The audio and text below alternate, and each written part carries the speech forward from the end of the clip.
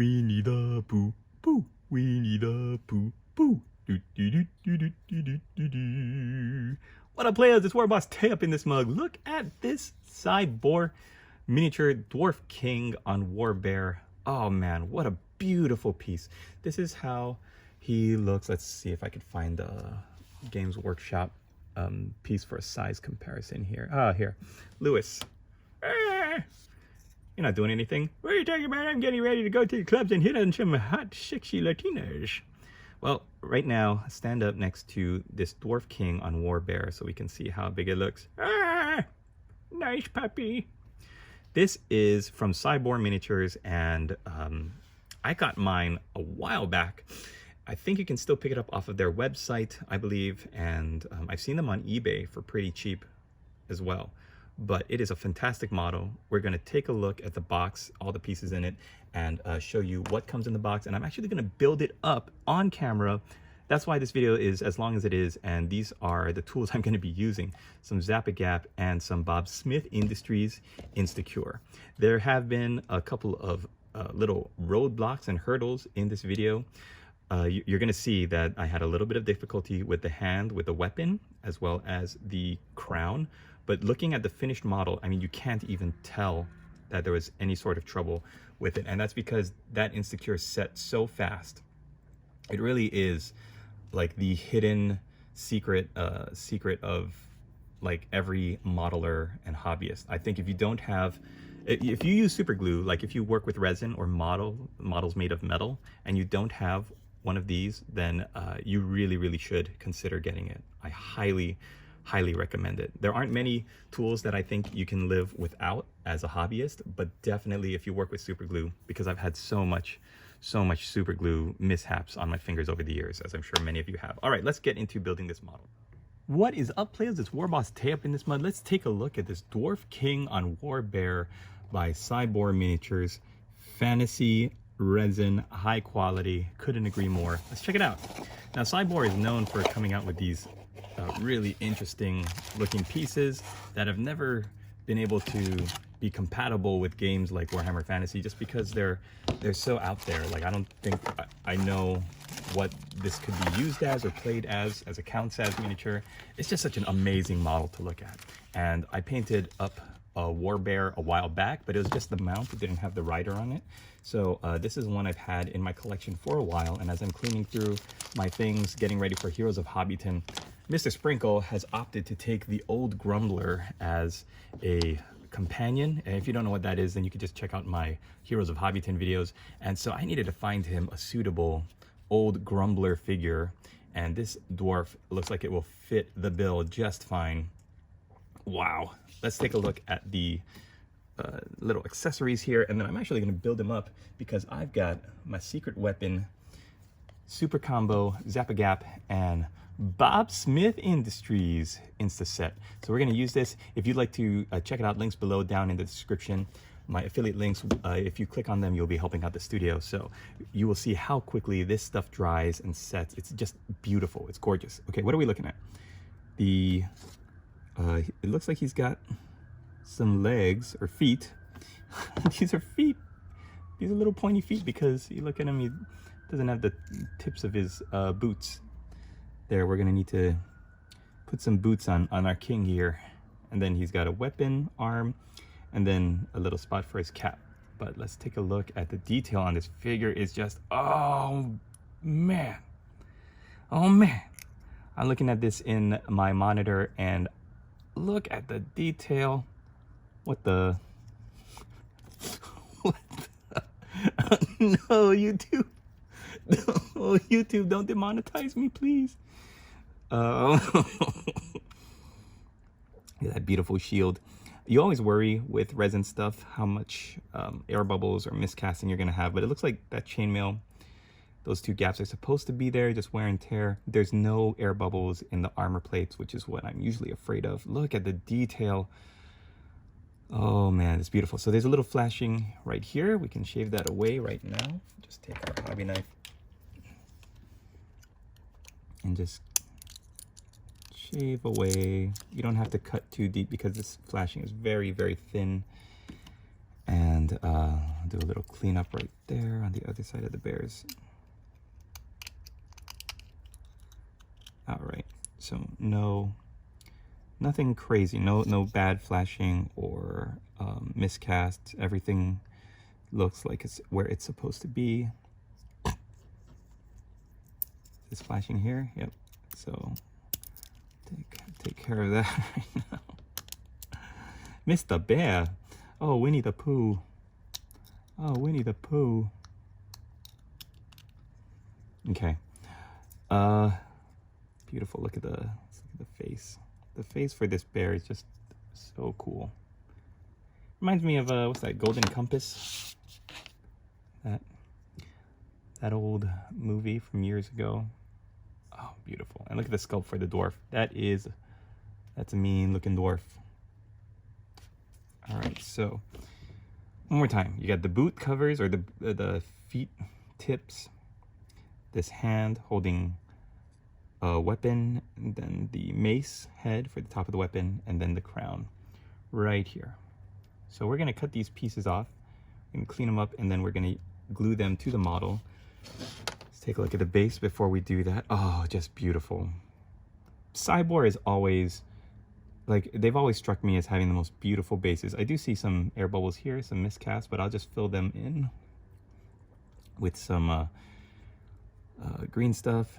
I like all of this masonry, these dwarf statues built into the overgrown rubble here, this cracked dwarven shield, overgrown trees. Beautiful, beautiful, beautiful base. Okay, so let's get our clipper and we're just gonna get to work. And like I said, the secret weapon for this is really gonna be the Bob Smith Industries Insta Set, because you could use this Zap-A-Gap glue to try to glue your models together. But if you don't have this Insta Set here, any super glue you use has a danger of really messing up your hands, getting all over your fingers. It's just not going to be a fun time. Oh no! I knew that would happen. Oh, well, that's okay. That's okay. We've got our Insta Set to help out with that problem. This is real time, guys. This is no fancy schmancy editing for me. Okay, so like one of my problems with this, or one of my issues, is that the tabs that the resin pieces are on that you have to clip away from, they're so fat.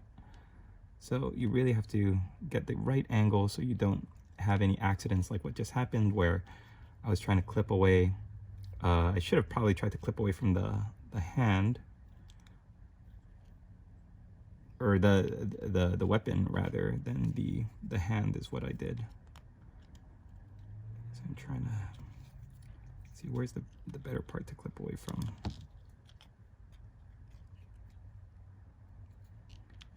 Yeah, this is like, okay, this is my issue with these miniatures. Like if it was on a smaller tab, I'm just gonna clip away the whole square tab here and see if I can trim this down and clip this away a little bit easier so it doesn't make as much of a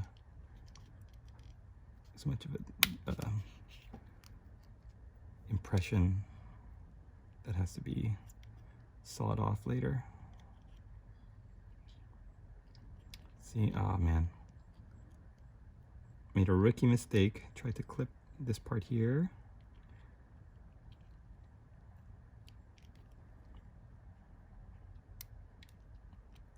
Whenever you use your pliers, you want to try to clip as flat to the piece that you're trying to release as possible. So I'm gonna actually see if I could shave down a little bit more of this tab. Okay, make sure I keep these pieces separate. These are feet. The part belongs to the hand. Here's the weapon. I'm just kind of working my way down the weapon piece here. This reminds me of when I was, this is a kind of personal story, I guess, but when I was getting my wisdom teeth removed He said my molars on the bottom, my wisdom teeth on the bottom were just too large, so they couldn't take my wisdom teeth out unless they sawed the tooth in half, like vertically, and then remove them one piece at a time. And I was like, why are you telling me this? And the dentist is, because I'm an agent of chaos. Or at least I thought that's what he said, because, you know, I was highly sedated at the time.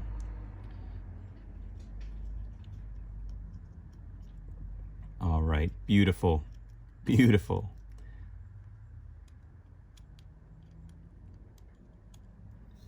Okie dokie. Clear away this rubbish. Last piece is the crown. Okay, so we're gonna do the same thing here. Let's clip the whole tab away so we don't have to worry about this big honking piece. And now all we have to worry about is this part that's attached to the crown. Ach, don't be shaving off too much of my crown, Boyle. Oh my goodness. Isn't Boyle Irish? I've gotten my accents and my culture's all messed up. Okay, so let's not get too hasty here. Ooh.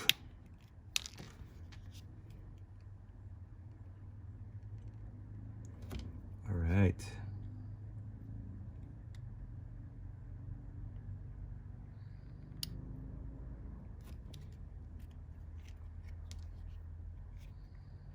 The trick is finding, okay, so this is the back side. The reason you could tell is because you've got this big decorative design on the front. So this part is the back side of the crown. So once I clip off a little bit more, we'll go in with the hobby knife. Just do a little bit of shaving. Ooh. Oh my gosh.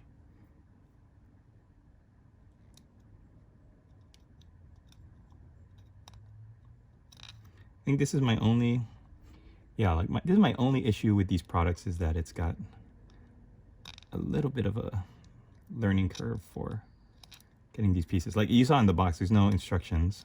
You don't need any instructions. Like obviously every piece goes where it looks like it should go on the model, but like a little paper or something that says, you know, be careful how you clip away the pieces, or you might want to clip them at this angle so that you don't have pieces breaking. That might have been helpful. All right, so the first piece I'm going to try to get correct is this hand. We're going to get this weapon piece connected to the hand here. And the way we're going to do that is by using some Zap-A-Gap with our Bob Smith Industries Instaset. I'm only going to use a little dot.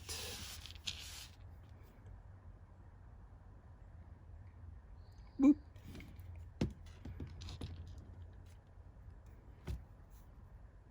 Just realized it didn't dry fit. Oh well. You can kind of see where the break is right there. Gonna hold it for a couple seconds so that there's some kind of join, and then spruts, boom, magic. Now, which way to put our king here on? Like this looks the most, this part of the base looks like the most decorative, so I would say that's the front. So that's how our king is going to sit. So that's a 1 and a 2 and a 3 and a 4.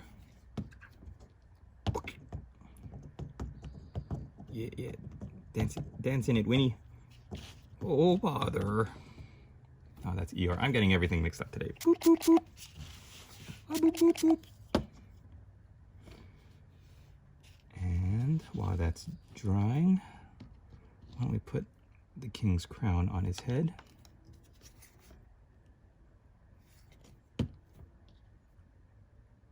So looking for that decorative, yeah, there we go.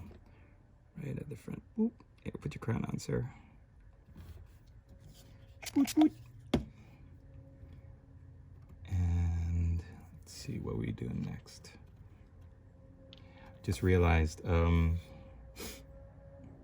gotta shave down the top of that because the mace here needs to sit perfectly on top of this weapon. So we're gonna let that sit for a little while. Let's get on to the feet. That'll give it a little bit more time to cure.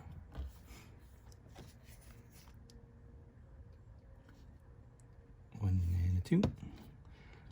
And I'm just gonna 50-50 chance, baby.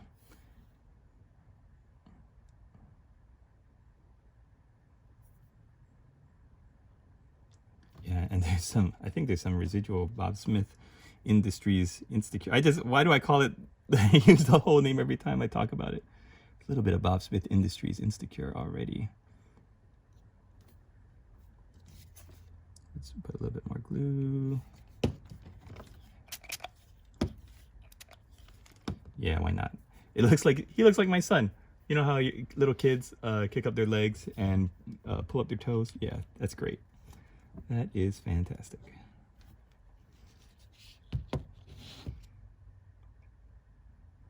All right, what I'm gonna do now is give this a little clip here. Try not to put too much pressure on the rest of it so that we don't snap the piece. Although the glue should be cured pretty nicely, so just put a little bit of glue there and put the hand into position.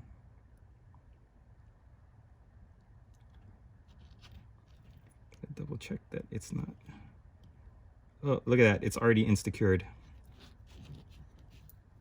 It's already insta-cured. Oh, come on. Oh no, it was too amazing. There we go. And put a little bit at the top. And oop. Put your mace up there. Oh, it's such a beautiful weapon. Just gotta make sure it's sitting at the right angle. Put one more dollop of glue. Let's hold it upside down, actually. And look at that.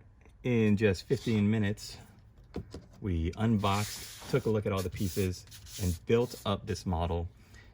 What a beauty. What a beauty. I'm all over the place with my accents today. Guys, this is a fantastic model. I think Mr. Sprinkle is gonna go right in with his miniature for the Heroes of Hobbyton. But if you're just wanting to collect and paint these for yourselves, I don't know if they're gonna put dwarves on bears in the upcoming release of the Old World, but if they are, then you are in luck if you get yourself a Scibor Miniatures Dwarf King on War Bear. In fact, they also have dwarf like nobles. I saw one where there's a standard bearer holding up a flag. I saw one that's just like a unit of heavy war bear cavalry. But yeah, I think Games Workshop really should take a look at these fat decorative bases too. Like standing on rubble. I mean, that's so early 2000s, you know what I mean? Standing on like a little piece of rubble. If you really want to give your guy height, like he's standing on a couple of rocks here, right? But if you want to really make a statement, boom, stand on some crumbling piece of masonry, overgrown. Like, look at that. That is just fantastic. Big hunk of resin, beautiful. I'm glad you guys were here with me, checking it out. If you want to follow along, please hit the subscribe button, and that will really help. But just the fact that you guys made it to this point is really helpful to kick my video up the algorithm and suggest it to other people. So I want to say thank you. And I hope you enjoyed the Heroes of Hobbyton game that's coming together, and it's a huge undertaking for me. So the fact that it's getting off to such a good start is really, really encouraging. And if you want to check out our Discord, I'm going to put the link down below in the description. You can find lots of projects and lots of work from other people. Also, like I said, this is the super team right here to get any resin work or metal work done if you're working with metal miniatures or resin miniatures. And thanks for watching, guys. We'll see you in the next video.